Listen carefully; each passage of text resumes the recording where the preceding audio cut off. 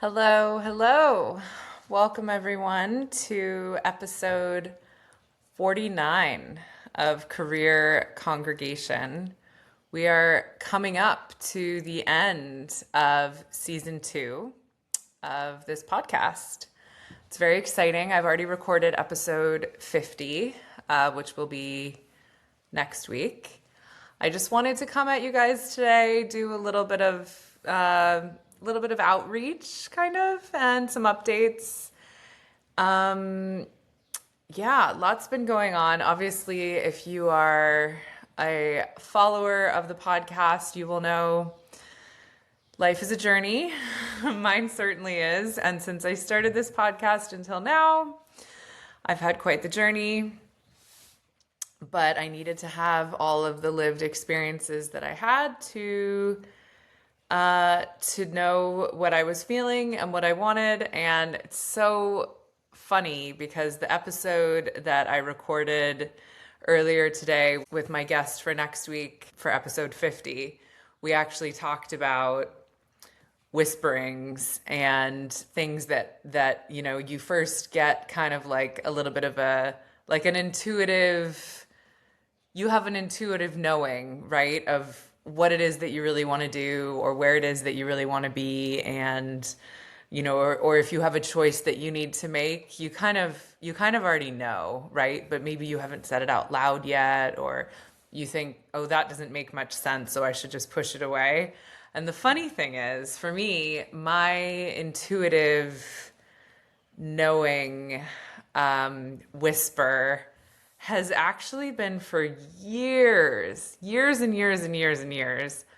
I have said, and one of my best friends, she reminded me of this not that long ago.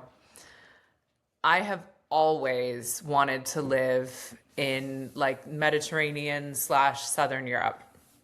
Always. Like for as long as I can remember. And I've been talking about it since, I don't know, since I was like a teenager, but it was always kind of like a pipe dream, kind of like, one day.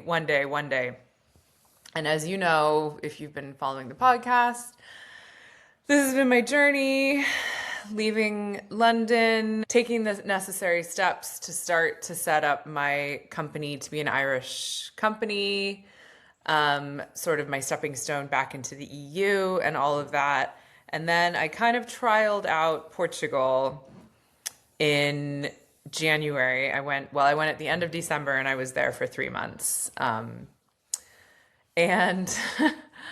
I've thought it for so long, but I think I really needed to have those 3 months there to sort of like reaffirm for me, yeah, that's where I want to be. And I hope that I can lead through example. If any of my listeners are like thinking about leaving, well, I know I have a lot of US listeners. So if I have any American people that are thinking about leaving the US and taking the necessary steps to live in the EU, I know a lot of people doing that, so I'm happy to chat if you're one of those people. Or if you're one of my fellow Brits who is ready to leave the UK and rejoin the EU. I know a lot of people doing that, myself included. So step 1 for this episode is the whisperings. Sort of Southern Europe, it's been a thing. It's been on my mind forever and ever. I actually was going through a journal entry. Well, it's an old journal. So I have a journaling practice. I've had it for years. I started going through one of my journals because I've been moving all my stuff around. It's been like in storage in Ireland. I still have some stuff being stored at a friend's place in London. I now have stuff in a bag in my friend's closet in Portugal, and I brought my last couple suitcases. I'm here in North Carolina right now. My parents have a holiday home here. So I brought a couple bags of stuff, storing it here. going through all that stuff, trying to figure out what's going to come back to Europe with me at the end of the month, and found an old journal in 2018, when I was very happy living in London, doing what I thought was my dream job, had just met someone that I was very smitten with. Like, I literally thought I had my life all mapped out for me. And right at that time, and you can take this with a pinch of salt, if you will, because I know there'll be a lot of people who are not so open-minded, but actually I imagine you're probably pretty open-minded if you're listening to my podcast. But one of my friends, her and her mother and I went to a psychic who gave me a reading, and this psychic was very well known for her accuracy and very hard to get in with. But anyways, we went to her. She said stuff to me that I was like, what? At the time, they were things that I hadn't thought about. And I kind of remember now. I remember some of the readings, some of the things she said, thinking, well, that's kind of cool, but like, so not in keeping with my current life. So she said, you're going to be a therapist. You're going to work with women.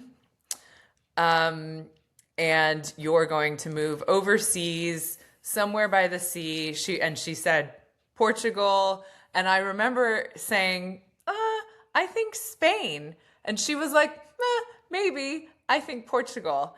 And she said Italy's important, which it so is. Anyway, so I wrote it down, and I was just like, whatever. If you've ever had a reading before, and I've had a few over the years, they do say things that at the time is like, what? And then sometimes it's many years later, you go back and you're like, oh my God, that was bang on. So I found this journal and I was flipping through it, and it's like August or September 2018, she says all these things to me. And at the time I was like, no, I'm gonna stay in London, and like, this is the job I'm doing. And she was like, you're not going to be doing that job for much longer. Like, there's a huge period of stress is coming, and that job's not going to work out. And I had just like signed my contract, and I was like, no, that's not possible. And like, lo and behold, less than 6 months after I had that reading, the company that I was working with, they had to sell half the business, and like loads of people were made redundant, and it was like super stressful for me. And I ended up leaving of my own accord because I didn't want to stay under those circumstances. And they wouldn't give me a new contract, and it was a whole thing. And then I sort of started freelancing, and it was like 2 years after that I started training to be a therapist. So anyway, just crazy. But I had forgotten that she was like, you're moving to Portugal. And I was like, what? No, if I move to Southern Europe, it's going to be Spain. She was like, you're going to move to Portugal. I totally forgot that. So I found this journal, and I was like, holy shit. I actually did a video, and I sent it to my friend, and she was like, what? And I was like, I know, I totally forgot. So that's kind of funny. But circling back on that's an example of like one of those kind of like whispering things. And it started to surface again for me, like the idea of Portugal. When did it start to surface? It started to surface like maybe a year or two before I left London. And I just like suddenly I realized I knew a lot of people that were making the move to Portugal. And when I started thinking about it, and then I was like, I remember looking at visas and just like, oh, but my therapy practice is in London, But then just things happen, life happens. So many things happened, a series of events, domino effect that cascaded, that led to me making the decision to leave London. But I was like, I don't like the way things are going. I don't like what Brexit has done to small business owners. This is not the environment that I want to set my company up in. I know it's only going to get worse. So I had been self-employed in the UK on and off, like freelance at different times for a long time. And when the first few years that I was self-employed, it was great. It was totally fine. But every year since Brexit, there's been like a couple new rules, or like they would add more taxes. And yeah, the last year that I was in the UK, I was so like, oh my God, I can't believe they've done all, like it was, it was very dysregulating. There were taxes increased for small business owners. So I had, like, I was so stressed about it, but a lot of my friends didn't kind of realize what was going on because they were employees at businesses. So they didn't feel that, but like as a business owner, like I can fully understand and appreciate why so many companies are so tight right now, because they're getting taxed more, right? But I also, it was snuffing out the energy and the light in me, the desire to be a business owner in the UK. Because I was like, this sucks. It will be really difficult for me to be super successful. Like I'm going to be swimming upstream for a really long time. Anyway, so it was a series of things, but I made the sharp decision. I was like, I'm not going to do another year here. Like I'm done. I've removed myself, and then I can start the stepping stones to setting up my company in Ireland. Ireland was a very logical step for me. So as I touch on the expat community that that I've always been very connected with, but this is now a new expat community for me that I'm connecting with and meeting. So when I took the steps to go to Ireland, spend some time in Galway and in Dublin, but Dublin in particular, met so many British people who have made the choice to leave the UK for various reasons. And also there's a lot of people from around the world, but particularly people from the EU that are choosing to go to Dublin now because they want to have the experience of practicing their English and like traveling a bit, but they can't go to London anymore because of Brexit. It's too difficult. So they're in Dublin. So lots of like people in hospitality, lots of students.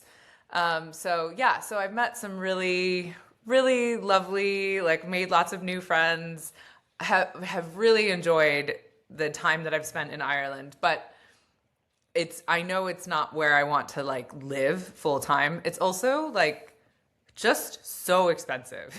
Ireland is like Manhattan. It's very, very expensive.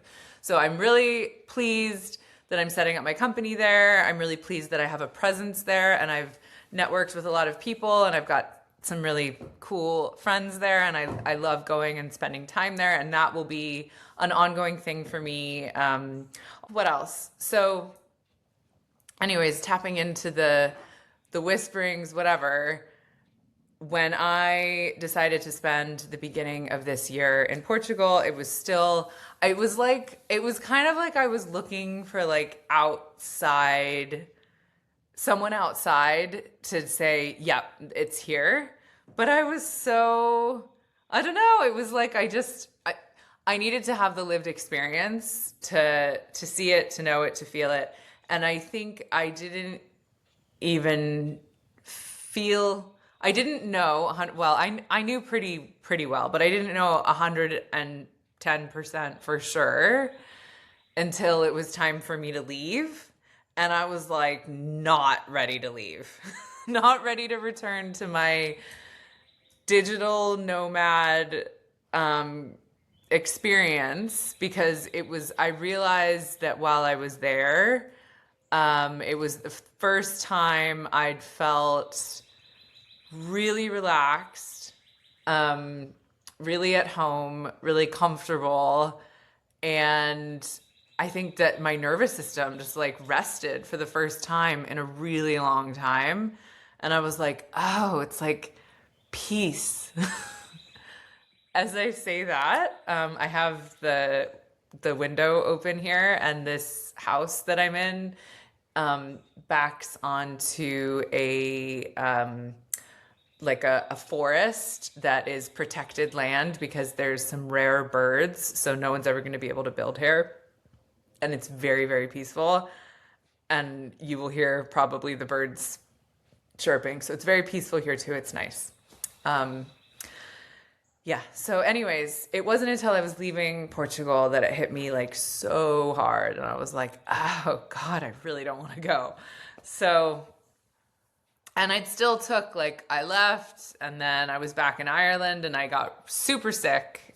Just unfortunate. I got really sick, and I was actually sick for the majority of the month that I was just in Ireland. So I didn't really get to do any fun Irish things this past visit. I was hoping to do some hikes and see more friends. But I was in bed for most of it and I had to get antibiotics. I was really sick. But it was in that time that I was like, okay, I can feel it. I know it. I miss it. I want to be there. I'm ready. So I think I had to go through all of these things and all of these experiences over the past year to really know for sure. And sometimes we have to, you have to have the lived experience, right? Like, you see it all the time with people with like, should I stay in this relationship or should I stay in this job? Like, sometimes you just don't know until you go through it. And like, I even had a friend earlier in the week who's been like stressed out about her current life circumstances, and we have lots of commonalities between us. We're very, very similar, and we both have traveled a lot and kind of have had a hard time picking like where we want to like stay. And she was like, I don't know, like, should I do this? Should I do that? Should I do this? And I was like, you know what? Like, you just need to pick something and give it a try. And there's no wrong choice. There's literally no wrong choice. If you do it and it sucks, then you just do something else, right? Like, it's not a yes or no question, right? I mean, it is like yes as in yes, you like it, or no, you don't.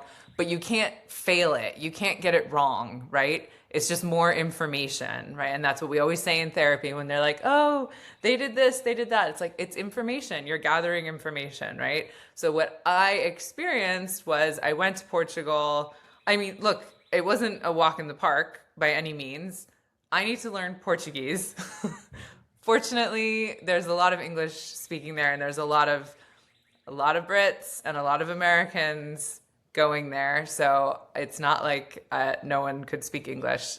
Many of the Portuguese people that I met, very, very lovely. All of them speak English. So, well, most of them. And it's annoying because I'm conversant in French and I'm conversant in Spanish and I understand a fair bit of Italian, but I'm like, oh, I don't know Portuguese.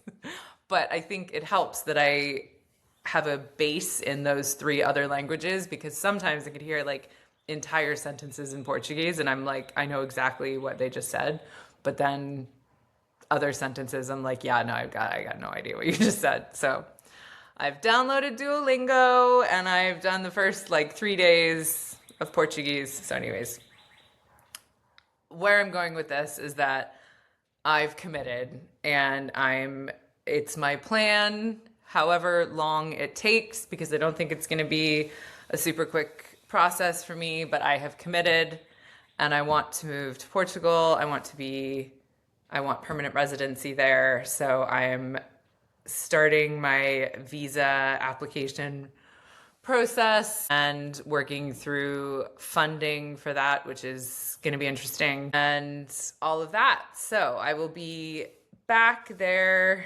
probably late June, early July-ish, starting those early steps of that process. So That's kind of like my personal announcement, but it also overlaps with business because I've been an expat my whole life since I was a little kid, and my family left the US and moved to the UK, and I went to international school with, all my friends were expats pretty much.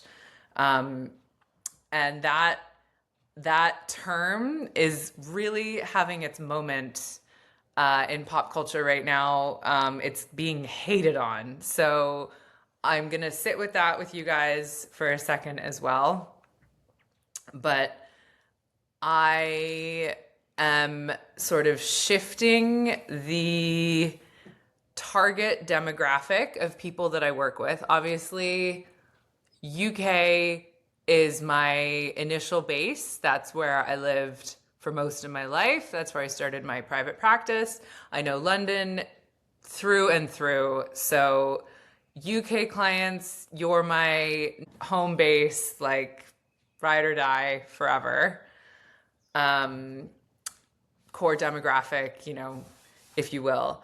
But now, as I've had these lived experiences in Ireland and Portugal, there's a huge demographic of people that I can relate to that that I am one of, right? I am an American and I am a Brit, and I have left both of my countries, and I'm starting a life in the EU, right? So left the US when I was little, left the UK last year, and I'm taking steps to start a new life in Portugal, and also with a footprint in Ireland. So if you know anyone who is an expat or someone who's on the fence, someone who's thinking about it, that wants to do it, but it seems like a lot, or someone who's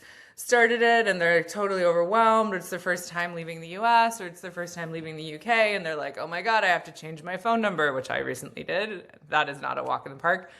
I had to change my phone number. I have to open a new bank account. I have to get a new national insurance / social security number.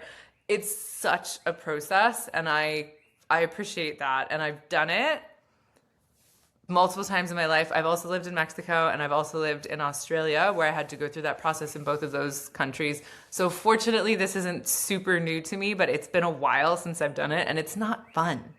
And Ireland and Portugal both, very old school bureaucratic systems. So you fill out a form, you're going to be waiting a really long time to get a response. So even when I do get all my ducks in a row, which they're pretty close to being in a row, but I also need to find a pot of gold. But we're working on that. But even when I submit the full application, the immigration lawyer that I spoke to recently, he was like, yeah, it's could take up to 6 months for them to even look at the application. So this isn't going to be a speedy process, but it's not I can still be there. I can still go there for pretty big chunks of time. So obviously the sooner the process gets going, the better. And it'd be great for me to get to the point where they're like, okay, cool, approved. Now you can just stay. I've been on the move so much since I left London last summer.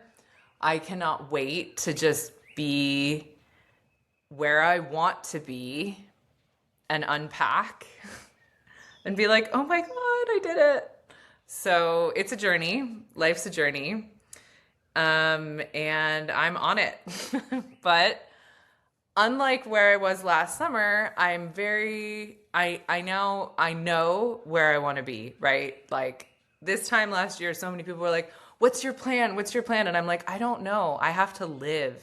I have to live to figure out the plan. And that's sometimes something that I do that with clients, right? When they're so overwhelmed, you're not going to know all the answers. And sometimes that's the point, right? You have to go and live life, and life happens, and it happens to you, and it happens through you, and it happens around you. And it's how those experiences make you feel that guide you, how you react to them, how they make you feel. That's good, that's bad, I want this, I don't want that. And you can't know, you can't possibly know. And that's okay. We don't have to have all the answers. So it's been a crazy year and it's been really challenging in so many ways, but I'm so grateful for it and all the people I've met, all of it. So yeah, I'm like really excited. I know it's still going to be challenging. If there's any people who have done this process that are currently residents in Portugal, reach out to me. I'd love to talk to you. I'd love to talk to your lawyers. So, it actually makes me feel emotional thinking about it because it's just been, it's been such a process. But I feel really, I can't believe I'm getting so emotional. I feel really relieved and grateful that I've been able to have all these experiences, and I'm excited to like take the next steps. Wow, I can't believe that made me cry. So anyway, so that's where I'm at. It's a lot.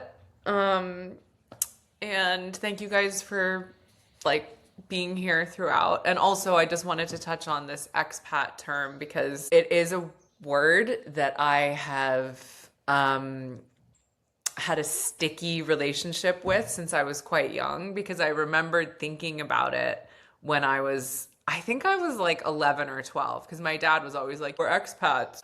And I remembered asking one of my teachers what the difference was between an expat and an immigrant. And my teacher, I can't remember what my teacher said, but I remembered being like, but it's the same thing. And the teacher was like, yeah, but like typically an expat is like an American or a British person. And I was like, but it's an immigrant, right? It's the same thing. And always seeing this like, far right rhetoric, hate spewing of immigrants. And I remember being like just throughout being a teenager, and always, when I'm in the presence of someone who's like, immigrants, like they need to go back to and I would always be like, I'm an immigrant. I'm an immigrant. I've been an immigrant since I was like 6 years old. I went from the US to the UK. So that is a word that I'm happy to sit and unpick it with any client. Obviously, if you know me, if you've worked with me, you know that I am very anti-establishment. I question all the systems. I hate the systems that hold people back, hold people down, and that currently I'm fighting through right now, trying to even figure out which system I'm in. So anyways, that's where I'm at. That's my little update. So thanks if you stuck around for all 30 minutes of this. Thanks for sticking around. And yeah, I'm really looking forward to connecting with anyone who's going through this journey. I'm going to be putting out some new client offers this week on my website and my Substack. I have a Substack now, guys. My website domain has been implemented into my Substack. So my Substack is going to have all my things now. So it's got my about me, how to work with me. I'm going to start putting podcast episodes on there from season 3 when that starts in a few weeks, and my blog. So I live on Substack now. So my same domain, meghanfitzpatrick.com. You can find me on there, but I'm going to be putting out some client offers really geared towards people who are going through like really big life transitions. So it can be career congregation, right? But it can also be relocation. And oftentimes relocation is because of career. But it can also be relationships, right? Like the beginning or the end of a relationship, very life altering when we exit those spaces. Or, something more personal, but really big, like life-changing upheavals. That's really like where people seem to reach out to me when they're in those spaces. And I have a lot of lived experience in beginnings and endings of relationships, moving so many times, starting life from scratch again. So I'm your girl if you want to talk about those things. That's become my kind of specialty. So anyways, thanks for hanging in there for this, and I'll see you guys next week.